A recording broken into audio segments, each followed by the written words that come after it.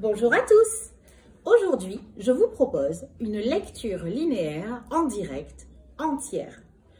J'ai choisi pour cela un extrait du Malade imaginaire de Molière, qui est donc au programme de théâtre de cette année. Et cela va vous servir d'exemple pour voir ce que l'on attend de vous à l'oral. Je vais chaque fois bien détailler les étapes que je suis en train de faire. Donc vous pourriez me chronométrer, ça risque quand même de dépasser un peu les 10 minutes, puisque chaque fois je vais annoncer ce que je fais, même si vous, le jour de l'oral, bien sûr, vous ne le faites pas. Alors, commençons. On imagine que l'examinateur, il y a 30 minutes, m'a donné ce texte, avec des brouillons, et puis je suis allée préparer. Il m'a donné aussi une question de grammaire, mais là, dans cette vidéo, je ne la montrerai pas. Au bout des 30 minutes, je viens, je m'installe, je fais toujours le sourire, un grand sourire pour l'examinateur parce que ça, c'est très important. Et puis, je vais commencer. Je commence bien sûr par l'amorce.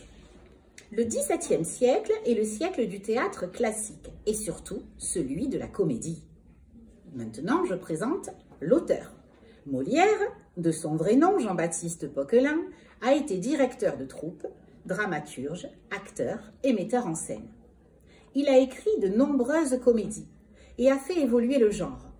Certaines comédies relèvent de la farce, comme Le médecin malgré lui qu'il a écrit en 1666, d'autres de la tradition italienne de la commedia dell'arte, par exemple Les fourberies de Scapin.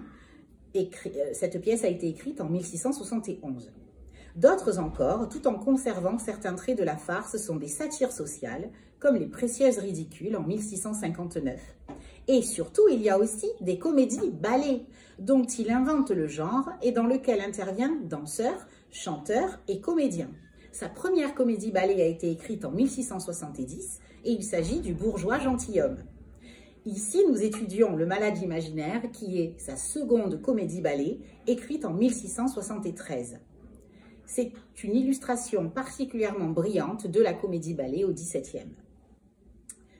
Maintenant, je présente l'œuvre en détail.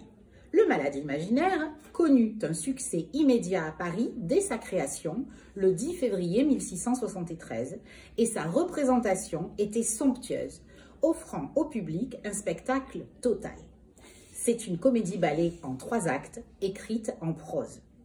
La comédie éponyme renvoie à son personnage principal, Argan, le malade imaginaire, qui est un homme extravagant qui croit être malade et exige d'être soigné sans cesse. Ses médecins sont incompétents et ridicules à souhait. Sa seconde épouse, hypocrite et vénale, attend sa mort avec impatience. Et Toinette, sa servante rusée, va l'aider à retrouver la raison. Le 17 février 1673, lors de la 4e représentation de la pièce, durant le 3e et dernier intermède, Molière vomit du sang et le spectacle est interrompu. Molière meurt dans la nuit. La pièce se transforme alors en testament de Molière et reste la pièce la plus jouée en France et dans le monde. Situation du passage. Il faut toujours situer notre passage. Le passage à étudier ici est un extrait de la scène 3 de l'acte 3. Que s'est-il passé juste avant? Argan a décidé de marier sa fille Angélique au fils de son médecin Diafoirus, et Béralde, son frère, tente de le dissuader et de lui faire comprendre surtout qu'il fait beaucoup trop confiance au médecin. Nous pouvons découper ce passage en 3 mouvements. D'abord, de la ligne 139 à 168, et nous l'appellerons le roman de la médecine. Deuxième mouvement de la ligne 169 à 181, Béralde, la voix de la raison, face à la folie d'Argan. Et de la ligne 181 à 189 sur un certain Molière. Alors, je lis un petit peu. Là, vous demandez pas, mais vous lisez. Et si on vous coupe dans votre lecture, c'est parce que ce sera un petit peu long. Ne vous inquiétez pas.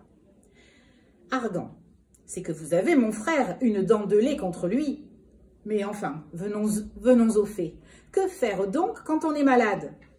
Béralde, rien, mon frère. Rien? Rien. Il ne faut que demeurer en repos. La nature d'elle-même, quand nous la laissons faire, se tire doucement du désordre où elle est tombée. C'est notre inquiétude, c'est notre impatience qui gâte tout. et presque tous les hommes meurent de leur remède et non pas de leur maladie. Mais il faut demeurer d'accord, mon frère, qu'on peut aider cette nature par de certaines choses. Mon Dieu, mon frère, ce sont pures idées, dont nous aimons à nous repaître. Et de tout temps, il s'est glissé parmi les hommes de belles imaginations que nous venons à croire parce qu'elles nous flattent et qu'il serait à souhait qu'elles fussent véritables. Voilà, je m'arrête ici pour la lecture parce que c'est un petit peu long, mais surtout la dernière réplique de Béralde pour le passage qui est très intéressante, qui dit à Argan « Ce ne sont point les médecins qu'ils jouent, mais le ridicule de la médecine. » Une fois que vous avez lu, vous allez pouvoir commencer votre premier mouvement et vous n'hésitez pas à le répéter. Analysons à présent le premier mouvement que nous avons intitulé « Le roman de la médecine ». Dans ce passage, Béralde essaie de montrer à son frère que le bon sens est préférable à la médecine de l'époque. Et il critique notamment M. Purgon, le médecin principal d'Argan. Ainsi, l'anaphore de « rien » vient insister sur la réponse inattendue de Béralde à la question d'Argan, qui révèle son obsession. Que faire quand on est malade? Ici, il y a un comique de mots avec cette anaphore. Parce que le rien, c'est surtout pas la réponse qu'Argan voulait entendre. La réplique de Béralde explique que les hommes souffrent surtout de maux psychiques, inquiétude et impatience dans le texte. Et il énonce ainsi un paradoxe. Je cite, « Les hommes meurent de leur remède et non pas de leur maladie. » À la fin, afin de faire réagir Argan. Le présent de vérité générale dans cette phrase renforce la véracité du propos de Béralde et permet à cette phrase de résonner un petit peu comme un proverbe. Ici, nous avons donc un dialogue argumentatif qui se déroule entre les deux hommes. Les connecteurs logiques comme « mais » à la ligne 150 le montrent. Les deux frères ont des avis opposés. L'argument de Béralde pour montrer la crédulité humaine est, je cite, « le roman de la médecine ». Et le mot roman au XVIIe siècle était connoté de façon péjorative, parce que cela voulait dire chose inventée, chose fausse.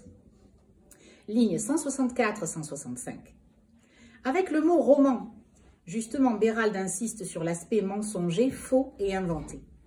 Ainsi, les médecins raconteraient des histoires aussi peu vraies que des contes pour enfants.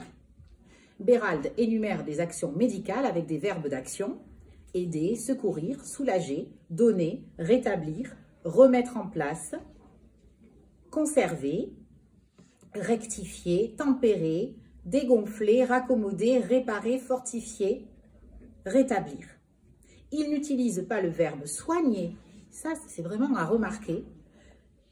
Pourquoi? Eh bien, car justement, il veut montrer que les médecins ne font que remettre en place l'ordre naturel du corps et son fonctionnement.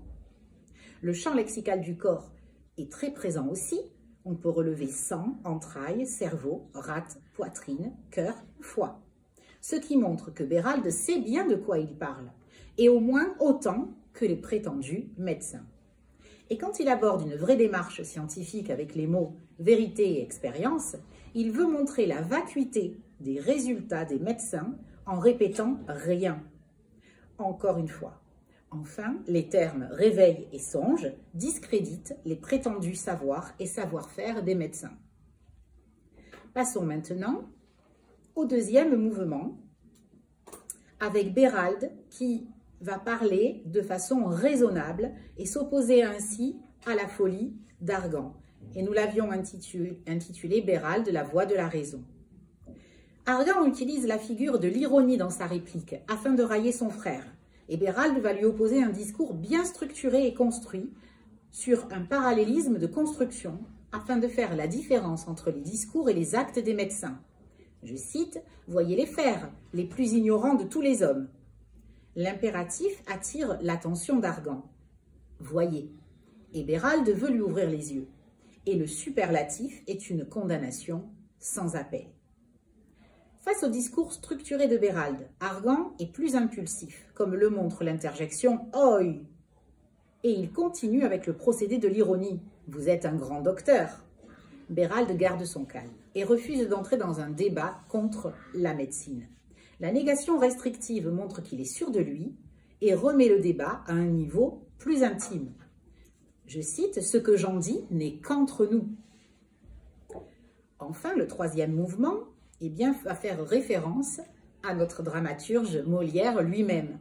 Le nom de Molière est introduit en faisant référence à un divertissement qui pourrait instruire. On retrouve ici l'enjeu de la comédie classique qui est « docere placere » en latin, plaire et instruire. Béralde emploie l'expression « tirer l'erreur » pour montrer à son frère qu'il se trompe. Mais plutôt que de convaincre par des arguments, il voudrait le persuader en le divertissant. « Pour vous divertir », je cite, on le trouve dans le texte, et justement grâce à une comédie. La référence à Molière est un clin d'œil du dramaturge, et il met dans la bouche d'Argan les reproches de l'époque. Son rôle était justement de dénoncer les médecins malhonnêtes, et on voit la naïveté d'Argan qui les désigne par l'expression « honnêtes gens ». Les deux frères ont donc des avis opposés, mais alors qu'Argan est crédule, Béralde est intelligent, comme le montre sa dernière réplique. Ce ne sont point les médecins qu'il joue, mais le ridicule de la médecine. C'est bien le ridicule de la médecine que veut dénoncer Molière avec ses excès, ses discours en latin ridicules et le ton supérieur que prennent certains médecins à cette époque pour masquer leur ignorance. La phrase de Béralde est concise et rétablit une erreur de jugement d'Argan. Elle est efficace car elle est courte et repose sur la figure de la polyptote, c'est-à-dire que l'on retrouve dans cette phrase deux mots de la même famille, médecin, médecine.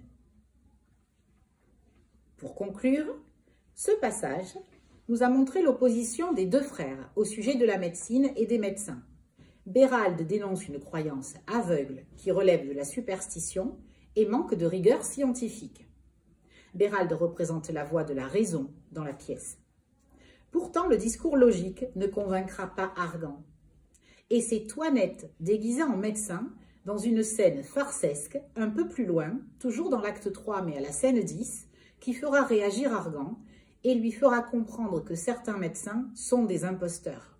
En effet, elle va se déguiser, même de façon grossière, son maître ne la reconnaîtra pas, et elle va lui prodiguer des conseils complètement extravagants, comme se crever un œil ou se couper un bras. Et il faudra qu'elle arrive à ces extrémités-là, pour arriver à lui faire un petit peu douter de l'intégrité de certains médecins. Ici, Molière montre bien le pouvoir de la comédie pour l'instruction des hommes.